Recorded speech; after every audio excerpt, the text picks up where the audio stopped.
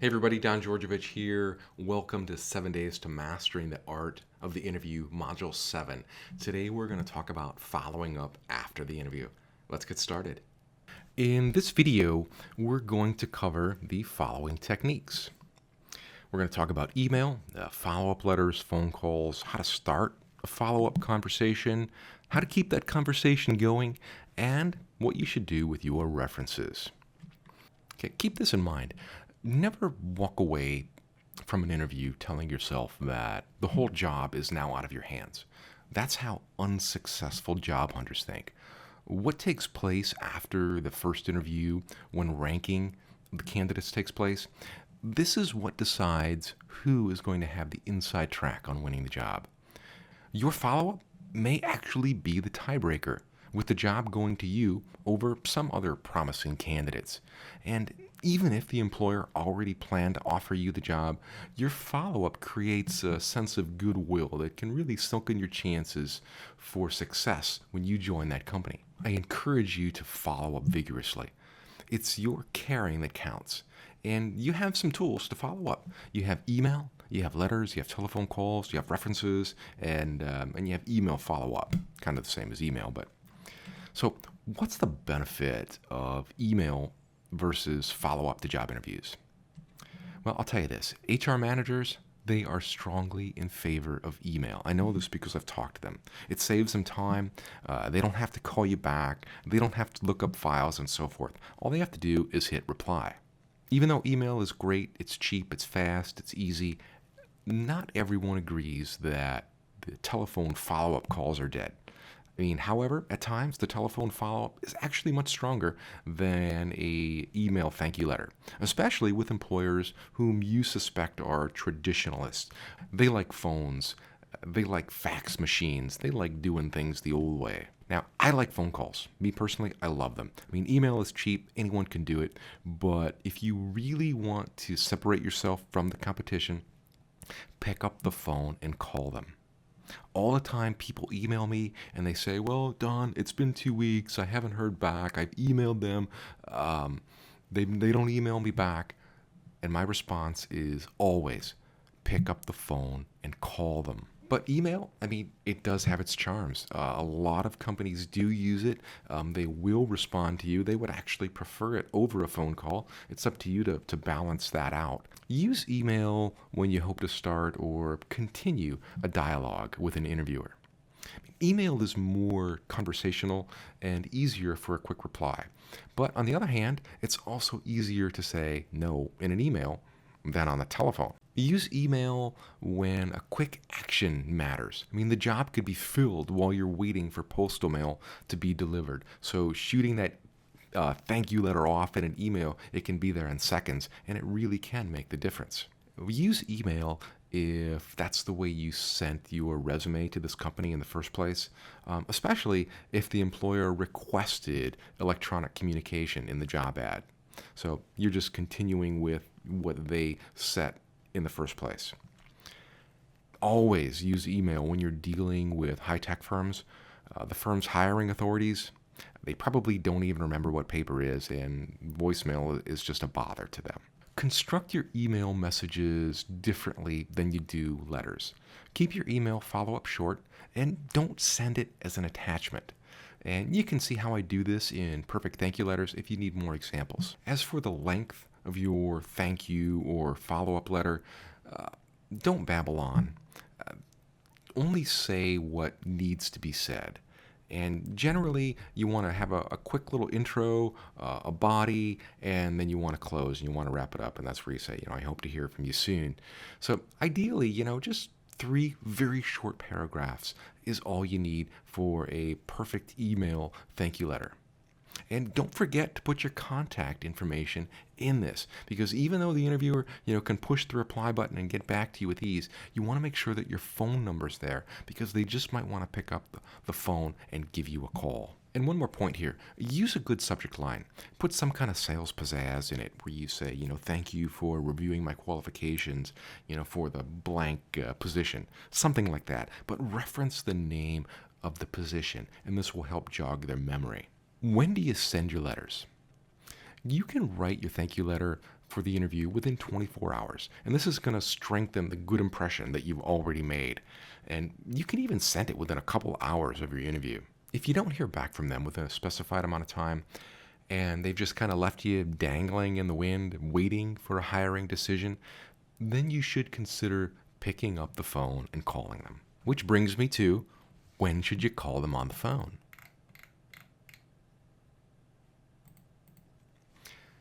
If you call the interviewer too often, you're going to waste their primetime work hours. You're going to annoy them, and you're probably going to jeopardize your opportunity for the job. So you want to space out your follow-up calls, maybe once every 3 weeks. If you call your interviewer too often, you're going to end up wasting their primetime work hours. You're going to annoy them, and you're probably going to jeopardize your opportunity for the job. They're just going to see you as a pest. So space out your follow-up calls. Maybe once every 3 weeks is probably plenty, unless they told you differently. If they said they are making a hiring decision in 2 weeks, then you better call them after 1 week to see where they're at. If they say they're 4 weeks out, then call them after 2 or 3 weeks. A long time ago, when job seekers wanted to call up the hiring manager, all they really had to worry about was getting past the gatekeeper or that manager's assistant. And now we have voicemail in there, which is just another roadblock. And that just kind of keeps us job seekers from trying to set up interviews or follow-up interviews.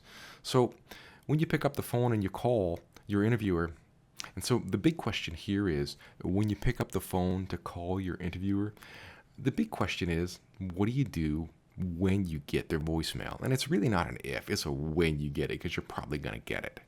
And the question that's on your mind is, should I leave a message on voicemail or not?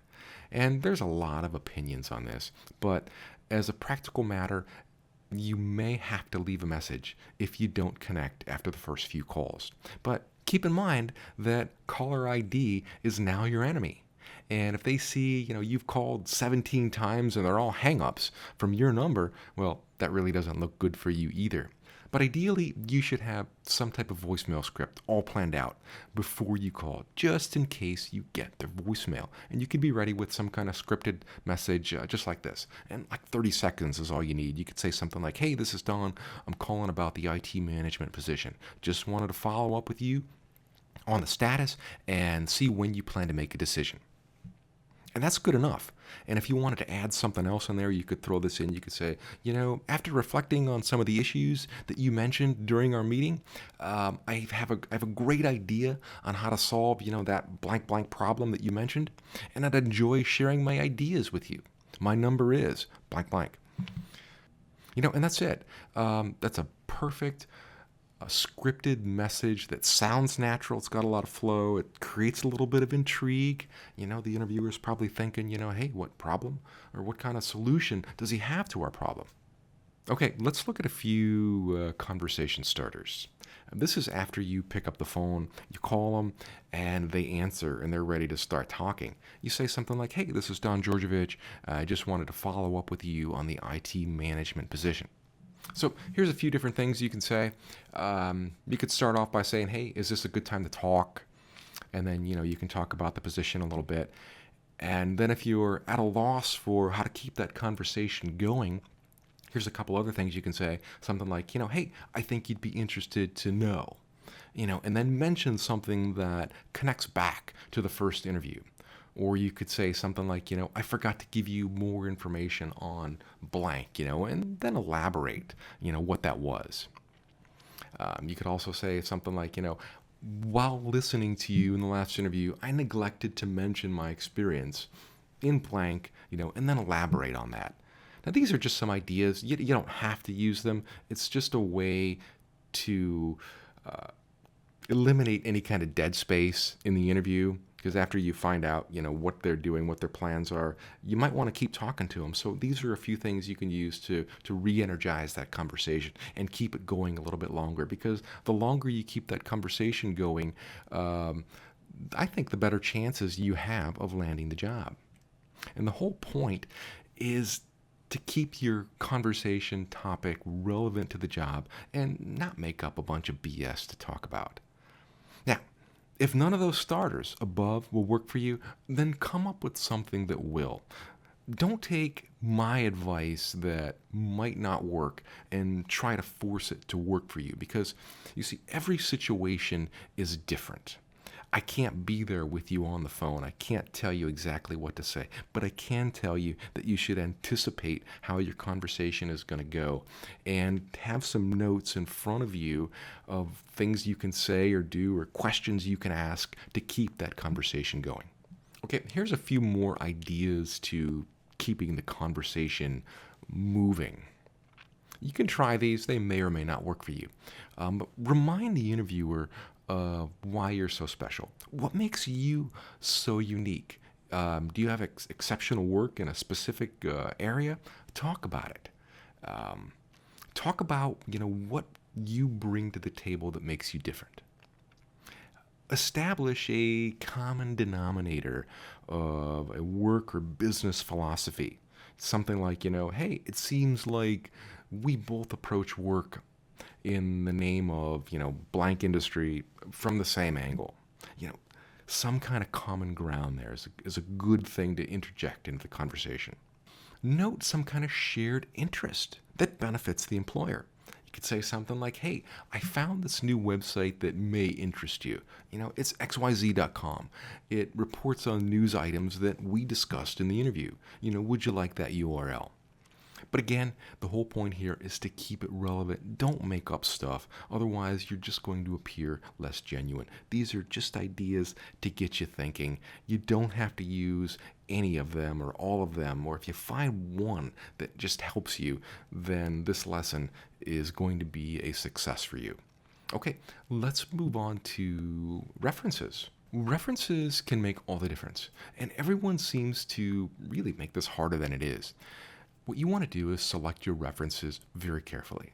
These should be people that you've worked with, even customers, but not family or friends. They don't have to be from your most recent job.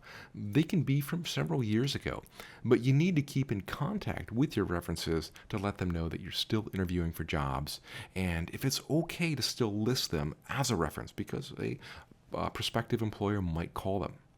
These people can be managers or coworkers, or most commonly managers and coworkers. Don't put anyone down on your reference sheet who you don't trust 100%. Now, I've only ever had 4 references my entire career, and I use these same people all the time. They were customers and managers and people that I've worked with throughout my career, and when employers would call them, my references did such an excellent job of selling me that the job was in the bag every time. It was just a guaranteed slam dunk. Okay, that's it for 7 days to mastering the art of the interview. I hope you learned a lot. But I'll tell you this, if you practice and follow everything that I've taught you in the past 7 days over the course of a month, I can guarantee you that you're going to impress your interviewers and start getting more job offers. Now, if you're still struggling with what to say to interviewers when they ask you all of those questions, I highly recommend the Complete Interview Answer Guide. It's an awesome resource. It's going to teach you how to answer behavioral questions, common questions, identity questions. It's going to help you with any kind of question that you'll ever be faced with in any job interview situation. From all the comments that I've been reading, and since this 7 days to mastering the art went so well, I'm working on a new follow-up series. It's more of an advanced interview training program, and I'll let you know through email as soon as it's ready. I mean, heck, it might even be ready right now. Just look on the right-hand side of this page for something called Advanced Interview Training Concepts or something like that. If you're not watching this video at jobinterviewtools.com, you're probably not subscribed to receive the full program. So head on over to jobinterviewtools.com/7 days and register so you can be sure that you're getting the full program in your email. Plus, you'll even get more resources that I only share in email. It's all free, so you have nothing to worry about. And of course, I would love to hear your comments about this program. What did you think of 7 days to mastering the art of the interview? Did it help you in your job search or your interviews?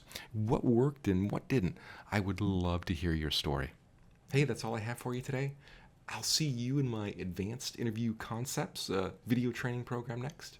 I'm Don Georgevich. Stay on your game. I'm here to help you succeed so you can enjoy a prosperous career and lead a lifestyle that you love. I'll see you soon. Bye-bye. Hey, Don, this is Charlene Coulomb Fiore, and I just want to thank you for your wonderful book. I've been through several of them. Some actually have hurt me in getting a job, which is quite funny, but I just wanted to tell you that your book was awesome. I've shared it with other people as well, but I was in a complex kind of a situation. Complex in the meaning that I was in a very highly competitive environment, and all your questions and your continued support throughout the process to me was awesome. It was a long process, but I ended up with an awesome job, and I couldn't have gotten there without you. So again, I think you're the best. I think you're the best that money can offer, and I just want to thank you for all your private emails as well as your continued support throughout the whole process. You are awesome. I hope you use some of the things that I provided as well. I think that you touched on so many wonderful areas of the interview process. And one of my last interviews, the woman asked me if I felt lucky, and I said, you betcha. And the next day I got offered the job. So thanks to you, thanks to your book, thanks to your continued support. You're the best. Thank you so much. Have a wonderful week, month, and continue sharing your thoughts to those of us who needed your help. Thanks again. Bye.